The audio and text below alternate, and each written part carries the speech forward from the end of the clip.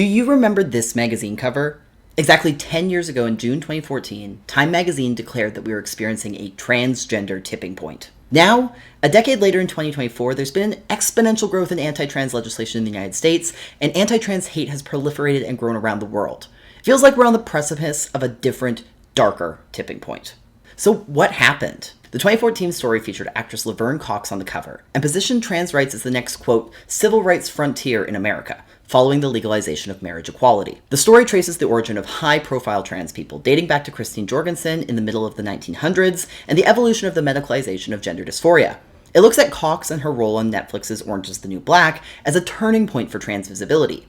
And it also looks at an emerging trend of bills and legislation that increase the rights of trans people to play on sports teams that align with their gender identity or to not be discriminated against by businesses or public spaces. Its headline is a reference to an old physics and sociological term that was popularized by Malcolm Gladwell's 2000 book, The Tipping Point: How Little Things Can Make a Big Difference. And it's ultimately a pretty optimistic story, looking largely at the possibility of progress for trans rights akin to other civil rights movements from history.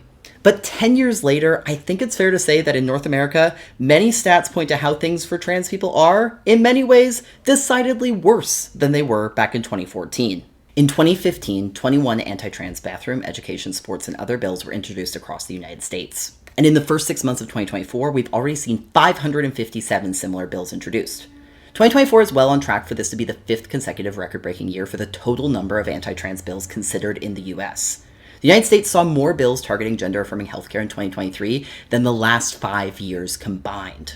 And anti-trans legislative attacks have also surged in the UK and even Canada, where several provinces have put forward anti-trans policies. The Conservative Party of Canada and its leader, Pierre Poilievre, likely to win the next federal election, has embraced anti-trans talking points around sports, healthcare, and women's prisons. Attacks on trans rights have also ballooned out to encompass other parts of the LGBTQ2S+ acronym.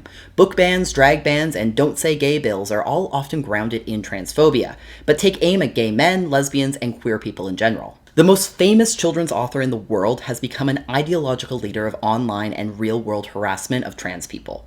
Pronouns have become politicized, and companies face boycotts for daring to partner with trans influencers. That 2014 article was about progress and the work being done to more easily recognize changes in gender markers or access gender-affirming care. The Employment Non-Discrimination Act was in the works of the United States at the time. 10 years later, now rebranded as the Equality Act, it still hasn't passed. The progress made on making life easier for trans people feels in many ways like we've taken one step forward and 2 giant steps backwards. But there have been some wins. Cox has been joined by a new generation of high-profile trans celebrities. The likes of Elliot Page and Hunter Schafer and Zaya Wade are redefining what it means to be visible and trans. More young people are coming into their identities earlier thanks to that visibility and better education about who they are and who they could be. Basic awareness of who and what trans people are is much broader across the cultural consciousness. Many people who in 2014 would have said they didn't know a trans person certainly do now. And we're using our voices. We're speaking out. This is a new tipping point. And here's hoping the world that we build in 2034 is full of hope and promise that 2014 offered.